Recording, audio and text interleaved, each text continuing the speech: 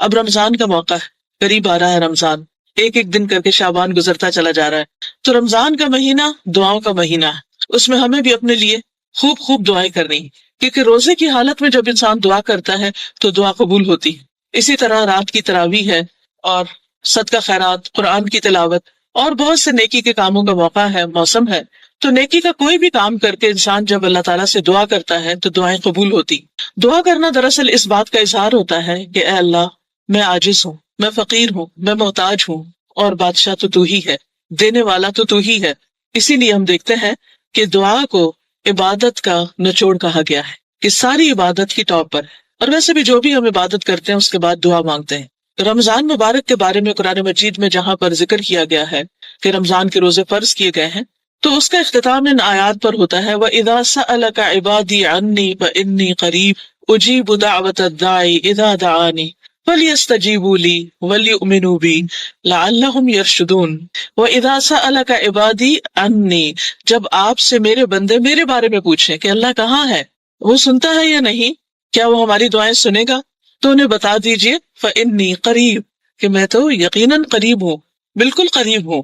باوجود اس کے کہ وہ اپنے عرش پر ہے، لیکن وہ ہلکی سے ہلکی آواز حتیٰ کہ دل میں اٹھنے والے خیالات تک سے وہ واقف ہے. قرآن مجید میں اللہ تعالیٰ فرماتے ہیں وَلَقَدْ نَعْلَمُ مَا تُوَسْوِسُ بِهِ نَفْسُهُ، ہم یہ بھی جانتے ہیں کہ انسان کے نفس میں، انسان کے دل میں کیا خیالات اٹھتے ہیں، تو وہ بہت قریب ہے. أُجِيبُ دَعْوَةَ الدَّاعِ إِذَا دَعَانِ، میں جواب دیتا ہوں دعا کرنے والے، پکارنے والے کی پکار کا جب بھی وہ مجھے پکارتا ہے. دن کو پکارتا ہے، رات کو پکارتا ہے، آہستہ آواز سے پکارتا ہے، بلند آواز سے پکارتا ہے، دل ہی دل میں پکارتا ہے، وسپر کرتا ہے، کہیں پر بھی پکارتا ہے. میں اس کی دعا سنتا ہوں اور میں اس کا جواب دیتا ہوں کہ بندے میں نے سن لی تیری دعا، فَلْيَسْتَجِيبُوا لِي، بس چاہیے کہ وہ بھی میری بات مانیں. یعنی اگر بندے یہ چاہتے ہیں کہ اللہ تعالیٰ ان کی دعائیں قبول کرے تو بندوں کے اوپر بھی ایک ذمہ داری عائد ہوتی، اور وہ ذمہ داری کیا ہے کہ وہ بھی اللہ تعالیٰ کی اطاعت کریں. اب دیکھیے کہ کسی بھی ریلیشن شپ میں دو طرفہ معاملہ ہوتا ہے، کوئی بھی ریلیشن شپ ہارڈلی ون سائیڈڈ ہوتا ہے، وہ تو ریلیشن شپ بنتا ہی نہیں. تو اللہ سبحانہ و تعالیٰ اور بندے کے درمیان جو ریلیشن شپ ہوتا ہے وہ بھی اسی طرح اسٹرانگ ہوتا ہے جب انسان اللہ تعالیٰ سے اپنا تعلق ڈیولپ کرے اور پھر اسی سے دعا کرے اور پھر اس کی طرف سے قبولیت کی بات آئے. تو بہرحال انسان جب اس سے مانگتا ہے اور وہ سنتا ہے تو وہ چاہتا ہے کہ ہم بھی اس کی سنیں. اس کے لیے آپ دیکھیے، تھوڑی دیر کے لیے سوچئے کہ اگر ہم اللہ سبحانہ تعالیٰ کی بات مان ہی نہیں رہے، تو دن میں 5 دفعہ ہمیں پکارتا ہے حی علی الصلاۃ، حی علی الفلاح، آؤ نماز کی طرف، آؤ کامیابی کی طرف، اور ہم سنی انسنی کر دیں، اٹھے ہی نہ اپنی جگہ سے، جھکے ہی نہ اس کے آگے، چھوڑے ہی نہ اپنا بستر یا اپنی بات چیت یا جو بھی ہم کام کر رہے ہیں، اور پھر اس کے بعد کہیں کہ اللہ تعالیٰ میں تو آپ کی بات نہیں مان رہی، یعنی عمل سے کہیں، زبان سے نہیں، زبان سے تو نہیں کوئی کہتا، لیکن عمل سے میں تو نہیں مان رہی، ہاں آپ میری بات ضرور مان لیں. تو یہ تو بڑی عجیب بات ہے. اگر ہم چاہتے ہیں کہ اللہ تعالیٰ ہماری بات سنے تو ہمیں چاہیے کہ ہم بھی اللہ تعالیٰ کی بات سنیں. فَلْيَسْتَجِيبُوا لِي وَلْيُؤْمِنُوا بِي، اور چاہیے کہ وہ مجھ پر ایمان لائیں، اعتماد کریں کہ میں ضرور ان کی بات سنوں گا، ان کو سب کچھ دینے پر قادر ہوں. لَعَلَّهُمْ يَرْشُدُونَ، شاید کہ وہ سیدھی راہ پائیں، ہدایت پائیں، یعنی انہیں چیزیں اپنے صحیح پرسپیکٹو میں نظر آنے لگے. تو بہرحال ہم سب کے لیے دعا کا راستہ کھلا ہے. قبولیت اس طرح ہوتی ہے کہ یا تو انسان جو کچھ مانگتا ہے وہ اس کو فوراً مل جاتا ہے، بعض اوقات وہ کئی سال کے بعد ملتا ہے. جیسے ابراہیم علیہ السلام نے ایک دعا مانگی تھی کہ میری امت میں سے ایک رسول بھیجنا، یعنی میری نسل میں سے نبی صلی اللہ علیہ وسلم کی آمد کی دعا تھی، جو انہی میں سے ہو جو ان کو کتاب اور حکمت کی باتیں پڑھ کر سنائے، ان کو کتاب کی تعلیم دے، ان کے اوپر تیری آیات پڑھے، ان کا تزکیہ کرے. تو یہ دعا تقریباً 2500 سال بعد قبول ہوئی، یعنی ابراہیم علیہ السلام کے 2500 سال بعد نبی صلی اللہ علیہ وسلم تشریف لائے. تو کبھی کبھی بہت دیر سے بھی دعائیں قبول ہوتی ہیں. اسی طرح کچھ اور دعائیں بھی ایسی ہیں. پھر اسی طرح کبھی ایسا بھی ہوتا ہے کہ انسان دعا کرتا ہے لیکن اس کو وہ تو نہیں ملتا جو وہ مانگ رہا ہے، لیکن اللہ سبحانہ تعالیٰ اس کے بدلے اس سے کوئی مصیبت ٹال دیتے ہیں. کوئی بیماری آ رہی ہوتی ہے، کوئی مالی نقصان ہو رہا ہوتا ہے، کہیں اور کسی قسم کی کوئی تکلیف یا حادثہ ہوتا ہے جو انسان کی تقدیر میں ہوتا ہے، لیکن انسان دعا مانگ رہا ہوتا ہے تو اللہ تعالیٰ وہ نہیں دیتے لیکن اس کو بچا لیتے ہیں. تو یہ بھی ایک قبولیت کی شکل ہے. اور اس میں ہم سے زیادہ اللہ تعالیٰ کو پتا ہے کہ ہمیں اس وقت زیادہ کیا چاہیے، ہمارے لیے موسٹ امپورٹنٹ چیز کیا ہے. ہم صرف ظاہری نظر سے دیکھتے ہیں، ہماری نظر اتنی نہیں کہ ہم دور تک سوچ سکیں. بعض اوقات ہم چھوٹی چھوٹی چیزیں مانگتے ہیں، اللہ تعالیٰ اس سے بڑی چیز دینا چاہتا ہے.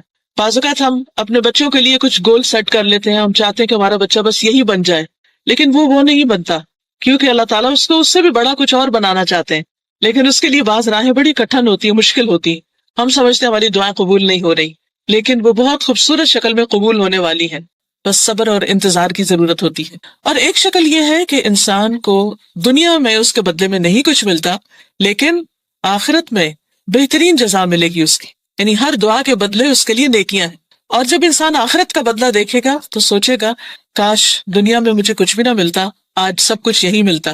لیکن آج ہم دنیا میں چونکہ اس زندگی کی اتنی اہمیت کو جانتے نہیں، اس لیے یہی چاہتے ہیں کہ جو کچھ ہے بس ہمیں یہی مل جائے. پھر ایک چیز یہ ہے کہ ہم عموماً جو دعائیں مانگتے ہیں وہ مادی چیزوں کی ہوتی ہیں، وقتی ضروریات کی ہوتی. لیکن آج جو دعا میں ابراہیم علیہ السلام کی آپ کے ساتھ شیئر کروں گی وہ بہت ہی خوبصورت دعا ہے. انہوں نے جو چیز مانگی وہ بے مثال ہے. وہ کہتے ہیں رب ہب لی حکمن والحقنی بالصالحین واجعل لی لسان صدق فی الآخرین واجعلنی من ورثۃ جنۃ النعیم واغفر لأبی انہ کان من الضالین ولا تخزنی یوم یبعثون یوم لا ينفع مال ولا بنون الا من اتی اللہ بقلب سلیم. کہتے رب ہب لی حکمن، اے میرے رب مجھے حکمت عطا کر، مجھے نفع مند علم عطا کر، والحقنی بالصالحین اور مجھے صالحین کے ساتھ ملا دے، نیک لوگوں کی مجلس عطا کر، واجعل لی لسان صدق فی الآخرین اور بعد والوں میں میرا ذکر خیر جاری کر دے، واجعلنی من ورثۃ جنۃ النعیم اور مجھے جنت النعیم کے وارثوں میں شامل کر دے، واغفر لأبی میرے باپ کو بخش دے، انہ کان من الضالین بے شک وہ بھٹکے ہوئے لوگوں میں سے تھا، ولا تخزنی یوم یبعثون اور مجھے رسوا نہ کرنا اس دن جب سب لوگ دوبارہ اٹھائے جائیں گے، یوم لا ينفع مال ولا بنون جس دن مال اور بیٹے کام نہ آئیں گے، الا من اتی اللہ بقلب سلیم مگر جو اللہ کے پاس سلامت دل لے کر آیا. تو سلامت دل جو ہے یہ انسان کو وہاں پر فائدہ دے گا. تو بہرحال اس دعا میں بہت ہی جامع دعا ہے اور ہم سب کو بھی اپنے لیے مانگنی چاہیے. یہ سورۃ الشعراء کی آیت نمبر 83 سے آنورڈز یہ دعا موجود ہے. قرآن مجید میں بھی آپ دیکھ سکتے ہیں، دعاؤں کی کتابوں میں بھی عام طور پر یہ دعا پائی جاتی ہے. سب سے پہلی چیز جو مانگی گئی وہ ہے رب ہب لی حکمن، اللہ مجھے حکم عطا کر، حکمت عطا کر، فیصلے کی قوت عطا کر، فائدہ مند علم عطا کر. یاد رکھیے عربی زبان بہت وسیع زبان ہے، اس میں ایک لفظ کے اندر کئی معنی چھپے ہوئے ہوتے ہیں. جب انہوں نے حکم کا لفظ کہا تو اس میں حکمت بھی ہے، اس میں علم بھی ہے، اور اس میں وہ تمام چیزیں ہیں جو صحیح فیصلے سے تعلق رکھتی ہیں. آپ دیکھیے کہ ہماری زندگی ہر وقت ہمارے فیصلوں کی محتاج ہوتی ہے. ہمیں ہر کام میں ایک ڈیسیژن لینا پڑتا ہے. کچھ فیصلے بڑے بڑے ہوتے ہیں، کچھ فیصلے چھوٹے چھوٹے ہوتے ہیں. ہمارا عمل، ہمارا ایکشن یا لائن آف ایکشن وہی ہوتی ہے جو ہمارا فیصلہ ہوتا ہے. اگر فیصلہ غلط ہو جائے تو انسان غلط مقام پہ جا پہنچتا ہے. ایک چھوٹی سی مثال سے آپ دیکھیں کہ مثلاً آپ گاڑی چلا رہے ہیں اور اس وقت آپ اندازے سے ایک غلط موڑ جاتے ہیں. یہ بھی آپ کا ایک فیصلہ تھا، آپ کا خیال تھا کہ شاید ادھر سے شارٹ کٹ ہو، جلدی پہنچ جاؤ، لیکن ہوتا کیا ہے کہ وہ آپ کو اتنا زیادہ گھما دیتا ہے کہ آپ اصل وقت سے بھی بہت دیر سے پہنچتے ہیں. اب یہ آپ کا فیصلہ تھا، اپنی چوائس تھی. ہمارے فیصلے ہماری چوائس کے ساتھ ہوتے ہیں. اللہ سبحانہ وتعالیٰ نے ہم میں سے ہر ایک کو چوائس دی ہے. ہم جب صحیح چوائسز بناتے ہیں تو اس کا نتیجہ بھی صحیح ہوتا ہے، پھر ہمارا ایکشن بھی صحیح ہوتا ہے، پھر اس ایکشن کا جو ری ایکشن ہے یا اس کا جو ریزلٹ ہے یا جو اس کا نتیجہ نکلنے والا ہے وہ بھی بہترین ہوتا ہے. مثلاً ہم یہاں اس وقت آئیں یا نہ آئیں یہ بھی ہمارا ایک فیصلہ تھا. یہاں بیٹھ کر سنیں یا نہ سنیں یہ بھی ہمارا ایک فیصلہ ہے. یہاں سے جو کچھ ہم سنیں اس کو یاد رکھیں یا نہ رکھیں یہ بھی ایک فیصلہ ہے. یہ سارے فیصلے ہمارے اپنے ہوتے ہیں اور ہمارے دل کے اندر ہی اندر، اپنی سوچوں کے اندر ہی اندر بہت کچھ ہو رہا ہوتا ہے اور ہم پھر سوچتے جاتے ہیں اور کچھ نہ کچھ کرتے چلے جاتے ہیں. تو اللہ تعالیٰ سے یہ دعا مانگنی چاہیے کہ اللہ تعالیٰ میں جو بھی فیصلہ کروں، چھوٹا کروں یا بڑا کروں، وہ اچھا فیصلہ کروں، درست فیصلہ کروں، فائدہ مند فیصلہ کروں. پھر آپ دیکھیے کہ حکم کا ایک معنی حکمت ہے، وزڈم. عربی میں حکمت کہتے ہیں صحیح جگہ پر صحیح کام کرنا، right decision at right place, right time, یعنی رائٹ ٹائم پر رائٹ ڈیسیژن. پھر اس میں بھی حکم اور حکمت میں، فیصلے اور حکمت میں ایک کنیکشن ہے کہ رائٹ ٹائم پر رائٹ ڈیسیژن لینا، ہر چیز کو اس کی اپنی اصل جگہ پر رکھنا، یہ حکمت کہلاتا ہے. اللہ سبحانہ وتعالیٰ قرآن مجید میں فرماتے ہیں یؤتی الحکمۃ من یشاء ومن یؤت الحکمۃ فقد اوتی خیرا کثیرا. وہ حکمت عطا کرتا ہے جس کو وہ چاہتا ہے، اور جس کو حکمت مل گئی اس کو بہت بڑی بھلائی نصیب ہو گئی، اس کو بہت بڑی خیر مل گئی. یعنی جو انسان عقل مند ہے، سمجھدار ہے، صحیح سوچ رکھتا ہے، پازیٹیو تھنکنگ رکھتا ہے اور صحیح فیصلے کرتا ہے، تو اس کو زندگی گزارنے کا ایک بہترین طریقہ ہاتھ آ جاتا ہے.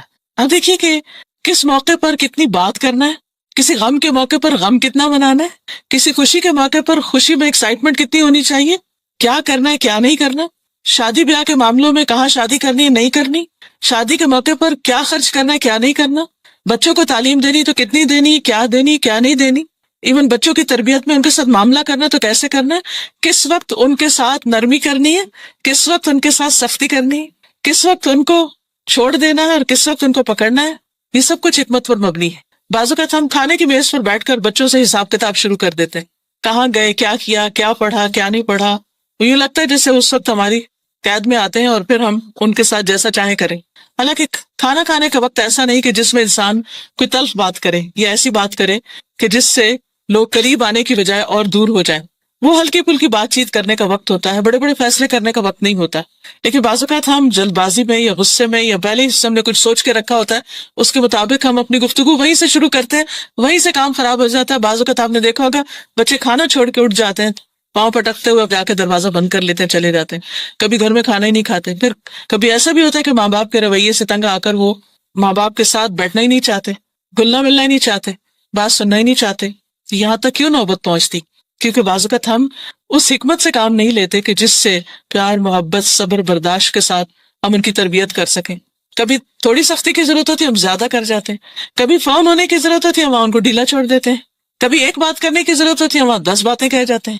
اور کبھی بات کی ضرورت ہوتی ہے اور ہم کچھ بھی نہیں کہتے. تو یہ سب کچھ کیا ہے؟ حکمت سے تعلق رکھتا ہے. یہ بھی اللہ سبحانہ وتعالیٰ کی دین ہوتی ہے، یہ بھی توفیق ہوتی ہے. اس پر اللہ تعالیٰ سے دعا کرنی چاہیے کہ اللہ ہمیں صحیح وقت میں صحیح بات کرنے کی توفیق عطا فرما، صحیح فیصلوں کی توفیق عطا فرما. اسی طرح آپ دیکھیں باقی معاملات میں بھی جو کچھ ہم کام کرتے ہیں، مثلا اگر ہم کوکنگ کر رہے ہیں، ایک چائے کا کپ بھی اگر ہم نے پکانا ہے تو آپ دیکھیں اس کو بھی اگر پانی کو زیادہ ابال دیں گے تو کیا ہوگا، کم ابالیں گے تو کیا ہوگا، پتی زیادہ ڈال دیں گے تو کیا ہوگا، کم ڈالیں گے تو کیا ہوگا، دودھ زیادہ ڈال دیں گے تو کیا، کم ڈالیں گے تو کیا. ان ساری چیزوں کا اس چائے کے کپ پر اثر پڑ رہا ہے. یہ سارے فیصلے تو ہمارے ہی، ہم نے کیا کرنا ہے. لیکن اگر ہم ہر چیز کو ایک بیلنس کے ساتھ صحیح مقدار میں کریں گے تو وہ چیز فائدہ مند ہوگی، زیادہ لذیذ ہوگی. کوئی بھی چیز ہم کر رہے ہیں تو یہ سب چیزیں حکمت سے تعلق رکھتی ہیں، فیصلوں سے تعلق رکھتی ہیں، اور ان سب کے پیچھے علم کی ضرورت ہوتی ہے. اب مثلاً ایک ڈاکٹر کے پاس آپ جاتے ہیں تو وہ آپ کے لیے دوائی پرسکرائب کرتا ہے، نسخہ لکھتا ہے آپ کے لیے. وہ جو اس وقت وہ سمجھ رہا ہے آپ کو، آپ خود بھی اپنا آپ کو نہیں سمجھ رہے ہوتے کہ اس وقت مجھے کیا چاہیے، مجھے کون سی میڈیسن کھانی چاہیے، کتنی کھانی چاہیے، کب تک کھانی چاہیے. یہ آپ کے بہاف پر ڈیسیژن کون لیتا ہے؟ ڈاکٹر لیتا ہے، اور اسی کو لینا چاہیے. کیوں؟ اس لیے کہ اس کے پاس علم ہے، وہ علم جو میرے پاس نہیں ہے. تو زندگی میں صحیح فیصلے کرنے کے لیے صحیح علم بہت ضروری ہے. اسی لیے حکمن کا ایک معنی علم نافع بھی کیا گیا ہے، فائدہ مند علم. اور فائدہ مند علم وہی ہوتا ہے جو زندگی میں ہمارے کام آئے. بعض اوقات لوگوں کے پاس بڑی بڑی ڈگریاں ہوتی ہیں کہ بالکل ایک چھوٹی سی بات سمجھنا سمجھانا ان کو مشکل ہوتا ہے. کامن سینس بعض اوقات مسنگ ہوتی. یہ سب چیزیں بھی ہمیں اللہ تعالیٰ سے مانگنی چاہیے کہ اللہ تعالیٰ ہمیں صحیح علم عطا کر، حقیقی علم عطا کر، جس کی وجہ سے ہم اس زندگی میں صحیح فیصلے کر سکیں. کیونکہ فیصلہ ہر چیز میں ہے، ہمارے لباس پہننے میں بھی ہے، ہمارے شاپنگ کرنے میں بھی ہے، ہمارے کھانے پینے میں ہی بن کہ کس وقت ہمیں کیا کھانا ہے، کتنا کھانا ہے. بعض اوقات وہ غلط فیصلے ہوتے ہیں تو بیماریاں جنم لے لیتی ہیں، ہم نقصان میں پڑ جاتے ہیں. تو اللہ سے دعا کرنی چاہیے کہ یا رب ہمیں صحیح نور عطا کر، بصیرت عطا کر، ہمارے دل کی آنکھیں کھول دے، ہمیں حقیقت دکھا دے، معاملات کی تہہ تک پہنچنا سکھا دے. کیونکہ بعض اوقات ہم صرف سرفس پر ہی چیزوں کو دیکھ کر ججمنٹل ہو جاتے ہیں، اس کی ڈیپتھ میں نہیں جاتے. تو اللہ سبحانہ وتعالیٰ سے دعا کرتے ہیں کہ اللہ تعالیٰ ہمیں صحیح بصیرت دے تاکہ ہم اپنی زندگی کو صحیح طور پر گزار سکیں. ہم سب یہ جانتے ہیں کہ ہماری اس زندگی کے آگے ایک اور زندگی بھی ہے، اور اس زندگی کا انحصار اس پر ہے کہ ہم نے یہ زندگی کیسے گزاری. اگر یہ زندگی صحیح گزرے گی، اللہ تعالیٰ کی مرضی کے مطابق گزرے گی، تو جب ہم اللہ تعالیٰ سے ملاقات کریں گے وہاں جا کر، تو جو فیصلہ اللہ تعالیٰ ہمارے بارے میں کریں گے وہ بھی بالکل صحیح ہوگا، کیونکہ وہ بندوں پر ظلم نہیں کرتا. تو اس لیے قرآن و سنت کا علم ہونا بھی بہت ضروری ہے تاکہ ہم یہ جان سکیں کہ ہمارا رب کس موقع پر ہم سے کیا چاہتا ہے. جب ہم کوئی بزنس کر رہے ہوں یا شادی کے ہسبینڈ وائف کے ریلیشن شپ میں ہوں، میری رسپانسبلٹیز کیا ہیں، میرے رائٹس کیا ہیں، میرے ہسبینڈ کے رائٹس کیا ہیں، میرے بچوں کے رائٹس کیا ہیں، ان کی کیا رسپانسبلٹی ہے مجھ پر، ان کے بارے میں مجھ سے کیا پوچھا جائے گا۔ پھر اسی طرح ہماری عبادات ہیں، کن چیزوں سے نماز ہوتی ہے، کن چیزوں سے نہیں ہوتی، کن چیزوں سے روزہ ہوتا ہے، کن چیزوں سے نہیں ہوتا۔ حج پہ جا رہے ہیں، زکوٰۃ دینے کا معاملہ ہے، زکوٰۃ کب فرض ہوتی، کتنے مال پر ہوتی، کتنی نکالنی چاہیے، کس کس کو دینی چاہیے، یہ بالکل بیسک فرائض میں سے ہے۔ ان سب کے بارے میں ہمارے رائٹ ڈیسیژن اسی وقت ہو سکتے ہیں جب ہمارے پاس نالج ہوگا۔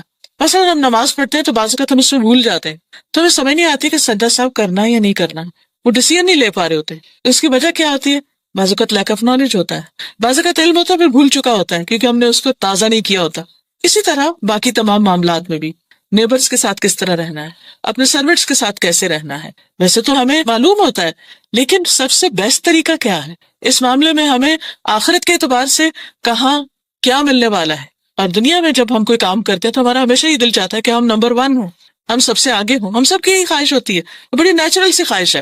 اسی طرح آخرت کے بارے میں بھی ہماری یہی خواہش ہونی چاہیے۔ اور پھر یہ صرف حکم یا علم یا حکمت صرف اپنے لیے نہیں مانگے، اپنے بچوں کے لیے بھی مانگے کہ اللہ ان کو بھی علم عطا کر، تاکہ وہ بھی اپنی زندگی میں صحیح ڈیسیژنز لیں۔ ہم سب کو اپنے بچوں کے بارے میں بہت فکر ہوتا ہے نا، شادی کرتے ہیں تب فکر ہوتا ہے، کہیں جاب کرنے جائیں تب فکر ہوتا ہے، پڑھنے جائیں تب فکر ہوتا ہے، پتہ نہیں کیا کریں گے، پتہ نہیں کیسے کریں گے، پھر پیچھا بھی کرتے رہتے ہیں، پتہ بھی کرتے رہتے ہیں۔ تو جب ہم ان کو کچھ دعائیں سکھا دیں گے اور وہ بھی اللہ سے مانگیں گے تو بہت حد تک اطمینان ہو جائے گا۔ دوسری چیز جو ابراہیم علیہ السلام نے مانگی وہ الحقنی بالصالحین، کہ اللہ مجھے نیک لوگوں کے ساتھ ملا۔ اللہ سبحانہ وتعالیٰ نے ان کو اپنا دوست بنایا ہے، لیکن اس کے باوجود وہ انسانوں میں سے نیک انسانوں کی کمپنی چاہ رہے ہیں، کیونکہ اکیلا انسان بہت کچھ نہیں کر سکتا، اسے کوئی بھی کام کرنے کے لیے لائک مائنڈیڈ پیپل چاہیے ہوتے ہیں، جن کی کمپنی میں وہ کمفرٹیبل فیل کرتا ہے، جن کے ساتھ مل کر اس کا دل خوش ہوتا ہے، جن کے ساتھ مل کر اس کا دل و دماغ روشن ہو جاتا ہے اور وہ بہتر فیصلے کر سکتا ہے۔ آپ نے دیکھا ہوگا کہ زندگی میں 2 طرح کے لوگ آپ کو ملتے ہیں، ایک وہ ہے جو ملتے ہیں اور آپ کی زندگی میں خوشیاں بکھیر دیتے ہیں، اور ایک وہ ہے جن کو مل کے آپ پریشان ہو کے اٹھتے ہیں اور آپ کے دل پہ ایک بوجھ ہوتا ہے۔ تو یہ صالحین یعنی ایسے اچھے لوگ کہ جن کو مل کے واقعی مجھے خوشی نصیب ہو، میں کامیابی کی طرف بڑھوں، جو مجھے صحیح فیصلے کرنے کے لیے مددگار ہوں۔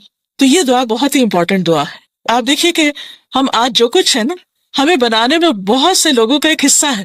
وہ ہمارے پیرنٹس ہو سکتے ہیں، وہ ہمارے رشتہ دار ہو سکتے ہیں، وہ ہمارے ٹیچرز ہو سکتے ہیں، وہ ہمارے نیبرز ہو سکتے ہیں، وہ مختلف جگہوں پر آپ کے مختلف دوست ہو سکتے ہیں، اور اس میں دوستوں کا ایک بہت بڑا حصہ ہوتا ہے۔ یعنی ہم سب اچھی طرح جانتے ہیں کچھ چیزیں ہم نے کتابوں سے سیکھی، لیکن بہت سی چیزیں ہم نے ہیومن انٹریکشن سے سیکھی، لوگوں سے مل کر، میل ملاقات کر کے، تبادلہ خیال کر کے، باتیں کر کے، اس سے ہم نے بہت کچھ سیکھا۔ اور وہ سیکھنا بڑا آسان بھی ہوتا ہے اور بڑا خوشگوار بھی ہوتا ہے کہ جب آپ کسی کے پاس بیٹھتے ہیں، ایک بات کرتے ہیں، وہ آپ کو کوئی اور اچھی بات بتاتا ہے۔ پھر ایسے لوگ کہ جو آپ کو دھوکہ نہ دیں، جو آپ سے جیلس نہ ہوں، جو آپ کے سنسیئر فرینڈز ہوں، یہ ساری انسان کی بہت بنیادی ضرورت ہے، یہ بھی اللہ سے مانگنی چاہیے۔ اور نہ صرف یہ کہ عام انسانوں کو، بلکہ پیغمبروں کے لیے بھی یہ کہا گیا، نبی صلی اللہ علیہ وسلم کو حکم دیا گیا، وَاصْبِرْ نَفْسَكَ مَعَ الَّذِينَ يَدْعُونَ رَبَّهُمْ بِالْغَدَاةِ وَالْعَشِيِّ يُرِيدُونَ وَجْهَهُ وَلَا تَعْدُ عَيْنَاكَ عَنْهُمْ تُرِيدُ زِينَةَ الْحَيَاةِ الدُّنْيَا، اور اپنے آپ کو روک کر رکھیے، اپنے آپ کو ملا کر رکھیے ان لوگوں کے ساتھ جو اپنے رب کو صبح شام پکارتے ہیں، جو اللہ کا چہرہ چاہتے ہیں، اور آپ ان سے اپنی نگاہ نہ ہٹائیے۔ یعنی آپ کو کیا حکم دیا کہ کن لوگوں کی کمپنی اختیار کیجیے؟ جو اپنے رب کو یاد کرنے والے ہیں، کیونکہ جب آپ ایسے لوگوں کے ساتھ بیٹھیں گے تو وہ آپ کو اللہ کی یاد دلائیں گے، اور اللہ کی یاد ایسی چیز ہے کہ جس سے دلوں کو اطمینان ہوتا ہے، جس سے دل خوش ہوتے ہیں، جس سے انسان کو سرور ملتا ہے۔ تو اچھی کمپنی، اچھے دوست زندگی کی خوبصورتی، اور نہ صرف یہ کہ زندگی میں بلکہ مرنے کے بعد بھی، اچھے دوست مرنے کے بعد بھی کبھی نہیں بھولتے انسان، وہ دعاؤں میں یاد رکھتے ہیں، جبکہ مرنے کے بعد سب سے زیادہ انسان کو دعاؤں کی ضرورت ہوتی۔ اچھے دوست قیامت کے دن بھی نہیں بھولتے، وہ اپنے دوستوں کی تلاش میں ہوں گے۔ حتیٰ کہ ایک روایت میں یہ آتا ہے کہ جب جنت والے جنت میں چلے جائیں گے اور جہنم والے جہنم میں چلے جائیں گے تو ایک شخص اپنے رب سے کہے گا کہ یا رب، میرا ایک دوست تھا دنیا میں اس کو یہاں نہیں دیکھ رہا، اور اس کے بغیر میرے یہاں رہنے میں مزہ نہیں۔ تو اسے پتہ چلے گا کہ اس کا وہ دوست تو جنت میں جانے کی بجائے وہ جہنم میں جا چکا، کسی بھی وجہ سے جو بھی ہو، تو وہ سفارش کرے گا کہ یا رب میرے اس دوست کو وہاں سے نکال دے، اسے بھی میرے ساتھ جنت میں پہنچا دے۔ تو اچھے دوست نہ صرف یہ کہ دنیا کی مشکلات میں کام آتے ہیں، آپ کا غم اور دکھ بانٹتے ہیں، آپ کے دلوں کا بوجھ دور کرتے ہیں، آپ کی مدد کرتے ہیں مختلف مواقع پر، بلکہ آخرت میں بھی فائدہ مند ثابت ہوں گے۔ اسی لیے ہم دیکھتے ہیں کہ یوسف علیہ السلام جن کو اللہ سبحانہ تعالیٰ نے مصر جیسے ملک کی حکومت عطا کی تھی اور پھر نبوت بھی عطا کی تھی، انہوں نے کیا دعا مانگی جب ان کے پاس سب کچھ تھا کہ فاطر السماوات والارض انت ولی فی الدنیا والآخرہ توفنی مسلما والحقنی بالصالحین. آسمان اور زمین کے پیدا کرنے والے اللہ سبحانہ تعالیٰ کو فریاد کر رہے ہیں، انت ولی فی الدنیا والآخرہ، تو ہی میرا دوست ہے دنیا اور آخرت میں، توفنی مسلمن، مجھے اسلام کی حالت میں وفات دینا، یعنی میں اس وقت فوت ہوں جب میں تیری اطاعت اور فرما برداری کر رہا ہوں، اچھے کام کر رہا ہوں. کیونکہ انسان کا خاتمہ جس عمل پر ہوگا قیامت کے دن اسی عمل کے ساتھ اٹھایا جائے گا. اگر آپ کی وفات اچھے لوگوں کے ساتھ ہوتی ہے، اچھے ہاتھوں میں ہے، اچھا کام کرتے ہوئے دنیا سے جاتے ہیں، جیسے ایک حدیث میں آتا ہے کہ اگر کوئی شخص احرام کی حالت میں فوت ہو جائے، حج کرنے گیا راستے میں ہی فوت ہو گیا، تو قیامت کے دن وہ اٹھے گا اور تلبیہ پکارنا ہوگا، اسی حال میں اٹھے گا. اسی طرح اور بھی کچھ لوگوں کے بارے میں آتا ہے کہ جس طرح کی ان کی زندگی ہوگی اسی طرح کی وہ قیامت کے دن اٹھیں گے، یعنی آخری عمل جو ہوگا. تو کہتے ہیں توفنی مسلمن، کہ اللہ مجھے اسلام کی حالت میں فوت کرنا، اس حال میں کہ میں تیرا فرما بردار ہوں، وہ الحقنی بالصالحین، اور مجھے نیک لوگوں کے ساتھ ملا دے. ان کے پاس کس چیز کی کمی تھی؟ نہ دین کی نہ دنیا کی، ہر چیز تھی ان کے پاس، لیکن انہوں نے مانگا تو کیا مانگا؟ اچھے دوست مانگے، اچھی کمپنی مانگی. تو ہم سب کی بھی ایک بہت بڑی ضرورت ہے کہ ہمارے آس پاس کے لوگ، ہمارے ملنے جلنے والے، وہ اچھے ہوں، اس سینس میں کہ ہمارے لیے سنسیئر ہوں. انسان ملتا تو بہت سے لوگوں سے رہتا ہے، لیکن ہم نہیں جانتے کہ وہ ہمارے لیے کیا جذبات رکھتے ہیں اور وہ کس وجہ سے ہماری دوستی چاہتے ہیں. آپ دیکھیے کہ بعض اوقات دوستی کے پیچھے بھی کوئی مطلب ہوتا ہے، اور جب انسان کو پتہ چلتا ہے کہ کوئی شخص صرف مطلب کے لیے دوستی کر رہا ہے تو یہ بہت تکلیف دہ ہوتا ہے. اور دنیا میں کئی دفعہ پتہ چل جاتا ہے کہ جو سنسیئر دوست ہوتے ہیں وہ ہمیشہ ساتھ دیتے ہیں، اور جو مطلب کے دوست ہوتے ہیں وہ مطلب پورا ہونے کے بعد نظر نہیں آتے. تو جب انسان نیک لوگوں کی دوستی مانگے گا، اچھے لوگوں کی، صالح کا مطلب ہوتا ہے اچھا، نیک، تو پھر وہ ہمیشہ کے لیے آپ کے لیے سنسیئر ہوں گے، آپ کے خیر خواہ ہوں گے، آپ سے سچی محبت کرنے والے ہوں گے. اور انسان کو اس دنیا میں اور خاص طور پر اس مٹیریلسٹک دور میں، یعنی ہمیشہ سے لوگوں کے اندر دنیا کی ایک محبت رہی ہے، لیکن آج کا دور میں کچھ زیادہ ہو گئی ہے یہ چیز. شاید ہماری نانی دادی کے وقت لوگ اتنا مٹیریلسٹک نہیں تھے جتنا اب ایک دنیا کی دوڑ لگ گئی ہے.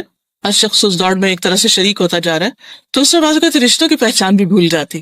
تو ایسے میں انسان جب یہ دعا کرتا ہے تو اس کو خاص خوشی اور سکون حاصل ہوتا ہے. اچھا، بچوں کی تربیت میں بھی آپ دیکھیے کہ اگر آپ کے بچوں کے دوست اچھے ہیں تو آپ بہت ہی خوش قسمت ہیں. پھر آپ کو فکر کی ضرورت نہیں، کیونکہ اچھے دوست ان کو اچھی راہ ہی بتائیں گے، اچھے مشورے دیں گے اور ان کو صحیح راستہ ملے گا. اور اگر ان کی کمپنی اچھی نہیں تو خواہ آپ نے گھر سے کتنی بھی تربیت کی ہو، بری کمپنی میں بیٹھ کے عام طور پر بچے پھر ویسے ہی ہونے لگتے ہیں، کیونکہ وہ انکار نہیں کر سکتے دوستوں کے مطالبات کا. بہت سے بچے پڑھنے میں بہت اچھے، قابل، سمجھدار، سب کچھ، لیکن برے دوستوں نے ان کو کسی کام کا نہیں چھوڑا. تو اس میں جو ہم اپنے بچوں کو نصیحتیں کریں یا ان کے لیے جس چیز کی فکر کریں اور جس چیز پر ہم نظر رکھیں وہ ان کے دوست بھی ہیں. اور یہ بچپن سے ہی، چھوٹی عمر سے ہی ہمارے والد بہت میک شور کرتے تھے کہ ہم کہیں سے کوئی گالی نہ سیکھ کے آئیں، کوئی بیڈ ورڈ نہ یوز کریں، کوئی بولنے میں یا کسی ایسی چیز میں کوئی چیز شامل نہ ہو جائے کہ جو تربیت میں خلل ڈالے. تیسری چیز جو ابراہیم علیہ السلام نے مانگی وہ تھی وَاجْعَلْ لِي لِسَانَ صِدْقٍ فِي الْآخِرِينَ، کہ بعد والوں میں میری سچی نام بری کرنا. ہر انسان کو جانا ہے دنیا سے، لیکن ہر شخص مرنے کے بعد اپنے آثار چھوڑ کے جائے گا جس کے ساتھ اس کی یادیں وابستہ ہوں گی. اس وقت بھی آپ دیکھیے کہ جتنے بھی آپ کے دوست ہیں، رشتہ دار ہیں، ان سب کے بارے میں آپ کی ایک سوچ ہے کہ ان کے ساتھ ایک آپ کا تصور ہے، ان کا ایک امیج ہے آپ کے ذہن میں. جب ان کا نام لیا جاتا ہے تو آپ کو ان کی خاص تصویر نظر آنے لگتی کہ فلاں فلاں ایسا ہے، فلاں کا دل بہت بڑا ہے، فلاں بڑا بخیل ہے، فلاں اچھا ہے، فلاں اچھا نہیں ہے. ہمیشہ ایک فیلنگ ہوتی ہے، ایک کچھ وائبز ہوتی ہیں جو انسان کو محسوس ہوتی ہیں. اب آپ دیکھیے کہ مرنے کے بعد ہم کیا یادیں چھوڑ کر جائیں گے، لوگ ہمیں کس نام سے یاد کریں گے، یہ بھی بہت امپورٹنٹ ہے. کیونکہ مرنے کے بعد انسان کا جو نامہ اعمال ہے وہ تو بند ہو جاتا ہے. 3 چیزیں مرنے کے بعد بھی فائدہ دیتی ہیں: نیک اولاد جو دعائیں کرتی، علم جس سے فائدہ اٹھایا جاتا ہے، صدقہ جاریہ، اور مال جو اچھے کاموں میں انسان لگائے اور بعد میں اس کے لیے صدقہ جاریہ بنے. اور اس کے علاوہ لوگوں کی گواہیاں کہ وہ کسی کے پیٹھ پیچھے کیا کہتے ہیں اس کے بارے میں، اس کی تعریف کرتے ہیں یا اس کی برائیاں کرتے ہیں. اب آپ دیکھیے کہ ہر شخص اپنے اپنی سوچ کے مطابق کچھ کہتا ہے، لیکن وہ جو شعر بھی ہے نا کہ زبان خلق، جی جزاک اللہ، زبان خلق کو نقارہ خدا سے، یہ جو زبان خلق ہے نا، اس کی بھی اپنی ایک اہمیت ہے. اس کی بھی ایک امپورٹنس ہے۔ نبی صلی اللہ علیہ وسلم اپنے ساتھیوں کے ساتھ بیٹھے ہوئے تھے کہ ایک جنازہ گزرا، تو لوگوں نے اس کے بارے میں کچھ برے الفاظ کہے کہ شخص اچھا نہیں تھا۔ آپ صلی اللہ علیہ وسلم نے فرمایا وجبت، واجب ہو گئی۔ لوگوں نے عرض کیا کہ یا رسول اللہ صلی اللہ علیہ وسلم کیا واجب ہو گئی؟ فرمایا جہنم واجب ہو گئی۔ تو لوگ بہت ڈر کے پوچھا کہ کس وجہ سے؟ آپ نے فرمایا ان باتوں کی وجہ سے جو تم اس شخص کے خلاف کر رہے تھے، یعنی تمہاری جو گواہیاں تھیں، تم جو کچھ اس کے بارے میں کہہ رہے تھے، اس کی وجہ سے اس کا یہ انجام ہے۔ پھر ایک اور جنازہ گزرا، لوگوں نے اس شخص کی تعریف کی۔ آپ نے فرمایا وجبت، پوچھا گیا کیا؟ فرمایا جنت۔ وجہ پوچھی گئی تو بتایا گیا تمہارے اچھی تعریف کی وجہ سے۔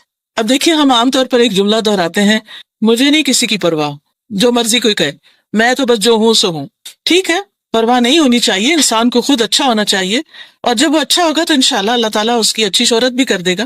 لیکن یہ ضرور یاد رکھنا چاہیے کہ اللہ تعالیٰ ہمارے آثار بھی لکھ رہے ہیں۔ سورۃ یاسین آپ سب پڑھتے ہیں، اس میں آتا ہے اِنَّا نَحْنُ نُحْيِي الْمَوْتَى وَنَكْتُبُ مَا قَدَّمُوا وَآثَارَهُمْ، بے شک ہم مردوں کو زندہ کریں گے اور ہم لکھ رہے ہیں جو وہ آگے بھیج رہے ہیں اور جو اپنے پیچھے آثار چھوڑ رہے ہیں، جو ان کے فٹ پرنٹس ہیں، جو پیچھے یادیں چھوڑ کے جا رہے ہیں، جو کام دنیا میں چھوڑ کر جا رہے ہیں۔ کوئی کتاب لکھتا ہے، کوئی لوگوں کو ٹرین کرتا ہے، کوئی اچھی کنٹریبیوشن کرتا ہے، جو بھی اس کا نام بعد میں رہ جاتا ہے، تو جب تک وہ نام جس حوالے سے بھی باقی ہے، اچھے یا برے سے، وہ اس کے حق میں اجر یا اس کے لیے سزا کا باعث بنتا رہتا ہے۔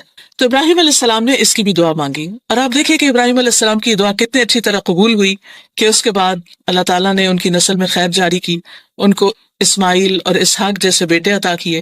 اسحاق علیہ السلام سے یعقوب علیہ السلام پیدا ہوئے، یعقوب علیہ السلام سے آگے ان کے 12 بیٹے، اور انہی میں سے یوسف علیہ السلام پر، انہی میں سے بنی اسرائیل کی نسل چلی۔ دوسرے بیٹے اسماعیل علیہ السلام سے نبی صلی اللہ علیہ وسلم پیدا ہوئے، اور دنیا میں آپ کا ذکر خیر جاری ہوا۔ اب دیکھیے ہم سب اپنی نمازوں میں جو درود پڑھتے ہیں اس میں ابراہیم علیہ السلام کا ذکر خیر کرتے ہیں، یہ ان کی دعا کی قبولیت کا نتیجہ ہے۔ لاکھوں کروڑوں لوگ ہر روز اپنی نمازوں میں ابراہیم علیہ السلام کے لیے دعا کر رہے ہیں، اللہم بارک، اللہم صلی علی محمد وعلی آل محمد کما صلیت علی ابراہیم وعلی آل ابراہیم انک حمید مجید، اور اللہم بارک علی محمد وعلی آل محمد کما بارکت علی ابراہیم وعلی آل ابراہیم۔ تو ہر نماز میں ان کا ذکر خیر ہوتا ہے۔ یہ کیوں ذکر خیر ہوتا ہے؟ ان کی برکتوں کا اور ان پر اللہ کی رحمتوں کا، کیونکہ انہوں نے زندگی میں کام ایسے کیے، اگرچہ انہیں کافی امتحانوں سے گزرنا پڑا، لیکن وہ ہر جگہ ثابت قدم رہے اور نیکی پر جمے رہے، تو اللہ تعالیٰ نے ان کے لیے خیر و بھلائی کے دروازے کھول دیے، اور ان کو دنیا میں بھی خیر و بھلائی عطا کی، اور آخرت میں تو ہے گی۔ اچھا، جو بچوں کی ہم تربیت کریں تو ان کو ہم ضرور یہ سکھائیں کہ بیٹا تم جو کچھ بھی کرو گے اس سے تمہاری ایک شہرت بنے گی، اچھی بنے گی تو وہ تمہارے کام آئے گی، اور اگر تمہاری شہرت خراب ہوئی تو کوئی تم پہ ٹرسٹ نہیں کرے گا۔ ہاں، جاب کرو یا بزنس کرو، وہ سب چیزیں کاؤنٹ ہوتی ہیں، اس کا تمہیں نقصان ہوگا۔ اور پھر وَجْعَلْنِي مِن وَرَثَةِ جَنَّةِ النَّعِيمِ کہ انسان ہمیشہ اپنی آخرت کو یاد رکھے اور وہاں کے لیے بھی دعا کرے کہ اللہ نعمتوں بھری جنت میں داخل کرنا ہے۔ دنیا میں ہم کیا چاہتے ہیں؟ ہمارا گھر کیسا ہو؟ گھر ہو، اس میں گارڈن بھی ہو، اس میں پھلدار درخت ہو، اس میں پھول ہو، اس میں ہر آرام کی چیز ہو، نعمت ہو، ڈریم ہوم۔ تو وہ ڈریم ہوم دنیا میں ہوتا بھی ہے، لیکن جو جنت ہے اس کے مقابلے میں تو کچھ بھی نہیں۔ اس لیے آخرت کے گھر کی دعا کرنی چاہیے کہ اللہ تعالیٰ وہاں ہمیں نعمتیں عطا کرنا، ہمارا انجام اچھا کرنا، کیونکہ وہ زندگی کبھی بھی ختم ہونے والی نہیں۔ اس دنیا کی جتنی بھی نعمتیں ہیں، جو کچھ بھی ہے، وہ سارے کا سارا ایک دن ختم ہو جائے گا، لیکن وہاں سب کچھ ہمیشہ باقی رہنے والا ہے۔ وہاں کی خوشیاں، آرام، جنت وہ جگہ جہاں کوئی بیمار نہیں ہوگا، جہاں کوئی بوڑھا نہیں ہوگا، جہاں کبھی کسی پر کوئی غم، دکھ اور تکلیف نہیں ہوگا، کوئی بڑھاپا نہیں آئے گا۔ تو اس جنت کی انسان کو تمنا کرنی چاہیے۔ ایک حدیث میں آتا ہے کہ ایک اعرابی آپ کے پاس آیا اور کہنے لگا کہ کیا جنت میں ببول کا درخت ہوگا؟ کیونکہ عربوں کے یہاں وہ ہر قسم کے درخت نہیں ہوتے تھے، تو وہ درخت قیمتی شمار ہوتا تھا۔ تو آپ نے فرمایا ہاں ہوگا۔ اس نے کہا پھر اس میں کانٹے بھی ہوں گے؟ آپ نے فرمایا ہاں کانٹے ہوں گے، لیکن اس کے ایک کانٹے کے اندر مومن کے لیے 70,000 کھانے ہوں گے، اور ہر کھانے کا رنگ دوسرے سے مختلف ہوگا۔ اب دیکھیے کہ آپ ایک دن میں کتنا کھا سکتے، یعنی اگر ایک کانٹے کے اندر اتنا کچھ ہے تو پھر وہ پورے درخت میں کیا کچھ ہوگا، اور بے شمار درخت، اور ان کے اندر کتنی نعمتیں ہمیشہ کے لیے جیتے ہوئے۔ وہ نعمتیں انسان ایکسپلور کرتے کرتے کرتے تھک جائے، لیکن وہ نعمتیں ختم نہیں ہوں گی۔ انسان کی سوچ سے بھی بالا ان نعمتوں کی تمنا کرنی چاہیے، اس کے لیے کوشش کرنی چاہیے۔ اس کے لیے دعا کرنی چاہیے. اور الحمدللہ رمضان آگے ہے، بہترین موقع ہے ہمارے لیے کہ ہم کچھ کریں. ابراہیم علیہ السلام نے یہ بھی دعا مانگی کہ اللہ میرے باپ کو بخش دے. ہمیں اپنی دعا میں اپنے والدین کو یاد رکھنا چاہیے، کیونکہ والدین کے ساتھ جو نیکی کی جاتی ہے وہ ایسی نیکی ہے جس کا بدلہ اللہ تعالیٰ دنیا میں بھی دیتے ہیں. جب کبھی کوئی مشکل وقت ہو نا، پریشانی کا وقت ہو، یا بچے بات نہ مانے، یا کوئی بچوں کی طرف سے کوئی دکھ تکلیف ہو، والدین کے ساتھ احسان کریں. زندہ ہیں تو ان کے کسی کام آئیں، ان کا دل خوش کر دیں، اور اگر فوت ہو چکے ہیں تو ان کے لیے کوئی صدقہ خیرات کریں، ان کے لیے دعائیں کریں، انشاءاللہ پریشانی دور ہوگی. اس کے برعکس اگر کوئی والدین کے ساتھ زیادتی کرتا ہے، ان کو ستاتا ہے، تو یہ ان گناہوں میں سے ہے جس کی سزا دنیا میں بھی انسان کو ملتی. ہم میں سے کون ہے جس نے اپنے ماں باپ کو تنگ نہ کیا؟ یہ ان کی گریٹنس ہوتی ہے کہ وہ ہمیں ان ساری باتوں کے باوجود معاف ہی کرتے چلے جاتے ہیں، اور ہم کتنا بھی تنگ کریں وہ خوش ہی رہتے ہیں اور دعائیں ہی کرتے چلے جاتے ہیں، اللہ ماشاء اللہ. تو ہمیں بھی اپنے والدین کو دعاؤں میں یاد رکھنا چاہیے. یہ دعائیں پھر واپس پلٹ کر ہمیں کو فائدہ دینے والی ہیں، ہمارے ہی کام آنے والی ہیں. ان کو تو دیں گی لیکن ہمیں بھی پلٹ کے آئیں گی. اور خاص طور پر اللہ تعالیٰ نے جو دعا قرآن مجید میں سکھائی ہے، رب ارحمہما کما ربیانی صغیرا، اللہ ان دونوں پہ رحم فرما جس طرح انہوں نے مجھے بچپن میں چھوٹا سا پالا تھا، میرے ساتھ بہت تکلیف اٹھائی تھی. پھر وہ کہتے ہیں ولا تخزنی یوم یبعثون، اللہ قیامت کے دن مجھے رسوا نہ کرنا، کیونکہ ساری دنیا کے لوگ سامنے ہوں گے اور انسان کے اعمال نامے سامنے آ جائیں گے. اس وقت انسان کو بہت شرمندگی ہوگی، وہ ساری چیزیں جو انسان چھپا چھپا کے کرتا وہ سامنے کھل جائیں گی. یوم تبلی السرائر، جس دن انسان کے سینے کے جو راز ہیں وہ بھی جانچ لیے جائیں گے. وَإِذَا الْقُبُورُ بُعْثِرَتْ، جب قبریں جو ہیں وہ اکھاڑ دی جائیں گی، اور پھر جب انسان کے اندر جو کچھ ہے وہ سامنے آ جائے گا. عَلِمَتْ نَفْسٌ مَا قَدَّمَتْ وَأَخَّرَتْ، اور انسان کو پتہ چل جائے گا کہ اس نے پہلے کیا کیا بعد میں کیا کیا. دوسری جگہ پر آتا ہے کہ انسان جان لے گا ما احضرت، کہ وہ کیا لے کے حاضر ہوا ہے. پھر اسی طرح انسان یومئذ تعرضون لا تخفی منکم خافیہ، اس دن تم پیش کیے جاؤ گے، تمہاری کوئی بات چھپی ہوئی نہ ہوگی. وہ دن اگر انسان کو اللہ تعالیٰ اس کے عیب یعنی بندوں کے عیب نہ چھپائے تو انسان چھپ نہیں سکے گا. سامنے اس کے ہاتھ میں نامہ اعمال اس کا دے دیا جائے گا. فَأَمَّا مَنْ أُوتِيَ كِتَابَهُ بِيَمِينِهِ، اور دوسری طرف وَأَمَّا مَنْ أُوتِيَ كِتَابَهُ بِشِمَالِهِ، کچھ لوگوں کا نامہ اعمال دائیں ہاتھ میں ہوگا اور کچھ کا بائیں میں. جو دائیں هاتھ میں ہوگا وہ کہے گا فَيَقُولُ هَاؤُمُ اقْرَءُوا كِتَابِيَهْ، آؤ پڑھو میرا نامہ اعمال. وہ خود دکھائے گا دیکھو میں نے کیا کیا کیا تھا. إِنِّي ظَنَنْتُ أَنِّي مُلَاقٍ حِسَابِيَهْ، مجھے یقین تھا کہ میرا حساب ضرور ہوگا، تو میں تو تیاری کر کے آیا ہوں. جس شخص کو پتا ہوتا ہے میرا امتحان ہے، وائوا ہے، تو وہ سوتا نہیں ہے، وہ اپنی تیاری میں رہتا ہے کہ مجھے پاس ہونا ہے، کیونکہ وہاں فیل ہونے کا مطلب بہت بڑی ناکامی ہے. اور جس کا نام اعمال اس کے بائیں ہاتھ میں دیا جائے گا فَسَوْفَ يَدْعُو ثُبُورًا، وہ اپنی ہلاکت پکارے گا. وَيَلْقَىٰ سَعِيرًا، اور جہنم میں جا پڑے گا. إِنَّهُ كَانَ فِي أَهْلِهِ مَسْرُورًا، وہ اپنے گھر والوں میں بڑا خوش باش تھا، اور اتنا خوش تھا کہ اس نے اپنی آخرت کو ہی بلا دیا. تو دنیا میں رہتے ہوئے اللہ تعالیٰ کی دی ہوئی نعمتوں کو انجوائے کرتے ہوئے اپنے آخرت کے گھر کو ہمیشہ یاد رکھنا ہے.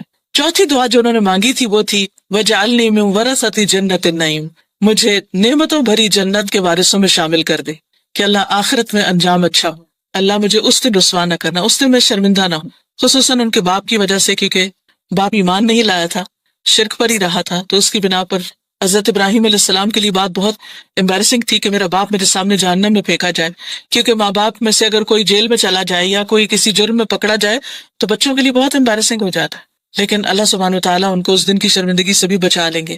یوم لا ینفع مال ولا بنون، جس دن مال اور بیٹے کام نہیں آئیں گے، فائدہ نہیں دیں گے. الا من اتى اللہ بقلب سلیم، مگر جو اللہ کے پاس سلامت دل لے کر آیا.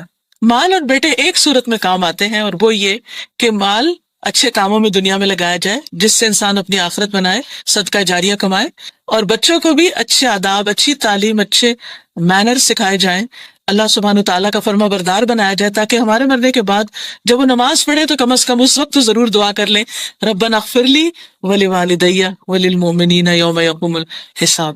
تو جو بچہ نماز پڑھے گا اس کو کہنے کی ضرورت ہی نہیں کہ بچے مجھے تو دعا میں یاد رکھنا، تو آلریڈی کر ہی رہا ہے، وہ کرتا ہی رہے گا جب تک وہ زندہ رہے گا. تو اس لیے اس دن انسان کو قلب سلیم کام آئے گا. قلب سلیم کون سا ہے؟ سلامت دل. سلامت کس چیز سے؟ ہر شرک سے، شرک سے سلامت، شک سے سلامت، بری خواہشات سے سلامت، حسد، بغض، نفرت، دوسروں کے لیے بدگمانی، جیلسیز، ان چیزوں سے سلامت. یعنی جو دل دوسروں کو معاف کر دینے والا، اپنا دل صاف کر دینے والا، اپنے دل کو ایمان، تقوی، توکل، یقین، امید سے مزین کرنے والا، خوبصورت بنانے والا. قیامت کے دن ہمارے جتنے بھی باقی اعضاء ہیں، ہاتھ ہیں، پاؤں ہیں، آنکھیں ہیں، کان، یہ سارے دل کے تابع ہو کے کام کرتے ہیں. تو اس لیے جو اصل ٹارگٹ ہے وہ دل ہے. اگر دل اچھا ہو جائے تو باقی چیزیں خود بخود اچھا کام کرنے لگتی. نگاہیں بھی اچھی چیزیں دیکھیں گی، کان بھی اچھی بات سنیں گے، زبان بھی اچھی بات بولے گی. قدرتی بات ہے، جب ہم کسی سے خوش ہوتے ہیں تو ہم اس کے لیے اچھے الفاظ بولتے ہیں، جب کسی سے ناراض ہوتے ہیں تو دوسری طرح. تو اس لیے بہت ضروری ہے کہ ہم اپنے دلوں پر کام کریں اور اپنے دل کا جائزہ لیتے رہیں، اپنے دل کا خود ہی محاسبہ کرتے رہیں کہ دل میں ایمان کی کیفیت کیا ہے، دل میں اللہ تعالیٰ کی محبت کتنی، دل میں خیر کے نیکی کے کاموں کی کتنی محبت. کیا یہ دل نماز میں لگتا ہے یا نہیں لگتا؟ کیا یہ دل قرآن پڑھتے ہوئے لگتا ہے یا نہیں لگتا؟ خصوصاً رمضان میں روزے کی حالت میں دل کی کیفیت کیا ہے؟ دل کے اندر ایک امن، اطمینان اور سکون ہے یا نہیں؟ کسی کا قول ہے کہ ایک دنیا کی جنت ہے اور ایک آخرت کی جنت ہے. جو دنیا کی جنت میں داخل نہیں ہوا وہ آخرت کی جنت میں داخل نہ ہو سکے گا. اور دنیا کی جنت دل کی خوشی ہے، دل کا اطمینان ہے، دل کا سکون ہے کہ دنیا میں کچھ بھی ہوتا رہے لیکن انسان اپنے اندر ایک اطمینان پائے، ضمیر پر کوئی بوجھ نہ ہو، اپنے رب کو راضی کرتا رہے، بندوں کے حقوق ادا کرتا رہے، تاکہ جب اس دنیا سے جائے تو اچھی حالت میں جائے. جس طرح صحابہ کے لیے اللہ تعالیٰ نے فرمایا رضی اللہ عنہم ورضوا عنہ، اللہ ان سے راضی ہو گیا اور وہ اللہ سے راضی ہو گئے. تو جب انسان اللہ سے راضی ہو جاتا ہے نا، اللہ کے فیصلوں سے راضی ہو جاتا ہے، تو یہ دل سلیم ہو جاتا ہے، اطمینان ہو جاتا ہے. کتنی چیزیں ہماری مرضی کے خلاف ہو رہی ہوتی ہیں نا، لیکن ہم پھر ان کو کیوں قبول کر لیتے ہیں کہ یا اللہ ہم تو اس سے خیر چاہتے ہیں، لیکن بہرحال جو تیرا فیصلہ ہے وہی میرا فیصلہ. تو جس حال میں مجھے رکھے میں اس پر راضی ہوں. رضیت باللہ ربا وبالاسلام دینا وبمحمد نبیا. تو ایسے دل کے ساتھ انسان جب دنیا سے رخصت ہوتا ہے تو قبر کا جتنا بھی عرصہ ہے اس میں بھی دل سکون میں ہوگا. موت کے وقت دل کی حالت جو ہے اس کو سیل کر لیا جاتا ہے. اگر اطمینان میں ہے قبر بھی اطمینان میں. قیامت کے دن جب سب لوگ اٹھیں گے اور گھبراہٹ کی عالم میں ہوں گے تو کچھ لوگ اس وقت بڑے پرسکون ہوں گے.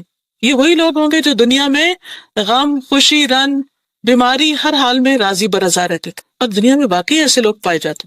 پچھلے دنوں ہماری ایک ساتھی کو کینسر ہو گیا تو ہم سب لوگ بہت ہی اس کے لیے پریشان تھے کہ اس پہ کیا گزر رہی ہوگی. بالکل ینگ، چھوٹے چھوٹے 3 بچے اور بہت ہی ماشاءاللہ قابل اور ایفیشینٹ اور بہت ہی جسے کہتے ایکٹیو خاتون.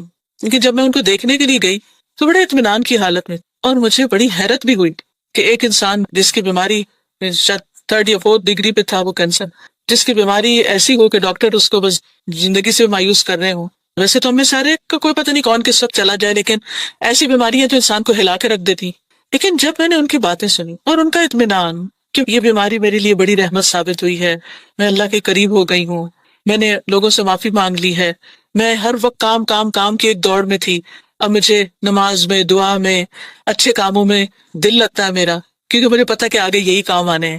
تو اللہ تعالیٰ نے شکر ہے مجھے اچانک نہیں لے لیا، مجھے موقع دے دیا کہ میں کچھ کر سکوں. اور اس طرح کی بہت اچھی باتیں. تو واقعی مجھے حیرانی ہوئی کہ اتنے تکلیف دہ حال میں، اور وہ پریگنٹ بھی تھی، اس نے اپنی کیمو تھراپی ڈیلے کرائی کہ ڈیلیوری ہو جائے تو اس کے بعد پھر کیمو. بہرحال تکلیف دہ مرحلہ، درد، اور پھر سر میں چلا گیا اور چکر اور سب کچھ. لیکن اس کے باوجود اطمینان اور اللہ سے اچھا گمان کہ اللہ نے میرے لیے برا نہیں کیا، میرے لیے اس سے بڑی بھلائی ہے. مجھے اپنی غلطیاں بہت سی نظر آئی ہیں، اور کچھ میسیجز تھے اس کے لوگوں کے لیے کہ صحیح غذا ہو، صحیح وقت پہ سونا جاگنا ہو، اور اسی طرح کی جو عام طور پہ ہیلتھ کانشیس لوگ کرتے رہتے ہیں. لیکن سب سے بڑی بات یہ تھی کہ اللہ کے بارے میں گمان اچھا. تو جب بندہ اللہ کے بارے میں گمان اچھا رکھتا ہے تو اللہ تعالیٰ بھی اس سے اچھا معاملہ کرتا ہے. لیکن جب وقت مصیبت آتی ہے اس وقت ہمارے منہ سے کیا نکلتا ہے، اصل مشکل تو یہ ہے آخری وقت میں کیا نکلے گا. جب کوئی اس حال میں دنیا سے رخصت ہو کہ اس کا گمان اللہ کے بارے میں اچھا تو آگے اچھا ہی اچھا ہے. تو اللہ تعالیٰ سے دعا ہے کہ اللہ تعالیٰ ہمیں زیادہ سے زیادہ اچھے کاموں کی توفیق عطا فرمائے. کچھ باتیں شہر رمضان کے حوالے سے جو بیسک کرنے کا کام ہے وہ ایک ہے، اور جس کے لیے اللہ نے روزے فرض کیے، اور وہ ہے تقویٰ کا حصول، کہ ہمارے دلوں میں اللہ کا ڈر پیدا ہو، اللہ کی محبت ہو، ہم اپنا تزکیہ کریں. اور تقویٰ کا مقام بھی دل ہے، یعنی پھر اپنے ہی دلوں پر اپنے اوپر ورک کرنے کی بات ہے کہ اس میں جب قرآن کی تلاوت کریں گے تو دل صاف ہوں گے، نمازیں پڑھیں گے تو وہ بھی دلوں پہ اثر ڈالیں گی، روزہ رکھیں گے تو اس کا بھی ایفیکٹ دلوں پر ہی آئے گا. تو ہمارا ایک ہی گول ہونا چاہیے رمضان میں کہ ہم اللہ کے اور قریب ہو جائیں، کیونکہ جانا جو اسی کے پاس ہے، اس کے قرب کے ساتھ جائیں گے تو معاملہ اور ہوگا، دوری کے ساتھ جائیں گے تو پھر اور ہوگا. اللہ تعالیٰ سے دعا ہے کہ اللہ تعالیٰ نے اچھے کاموں کی توفیق عطا. دعا کر لیتے ہیں. سبحان اللہ والحمد للہ ولا الہ الا اللہ واللہ اکبر ولا حول ولا قوة الا باللہ العلی العظیم. اللهم صل على محمد وعلى آل محمد كما صليت على إبراهيم وعلى آل إبراهيم إنك حميد مجيد. اللهم بارك على محمد وعلى آل محمد كما باركت على إبراهيم وعلى آل إبراهيم إنك حميد مجيد. ربنا آتنا بالدنيا حسنة وفي الآخرة حسنة وقنا عذاب النار. ربنا لا تزغ قلوبنا بعد إذ هديتنا وهب لنا من لدنك رحمة إنك أنت الوهاب. ربنا هب لنا من أزواجنا وذرياتنا قرة أعين واجعلنا للمتقين إماما. اللهم اكفنا بحلالك عن حرامك وأغننا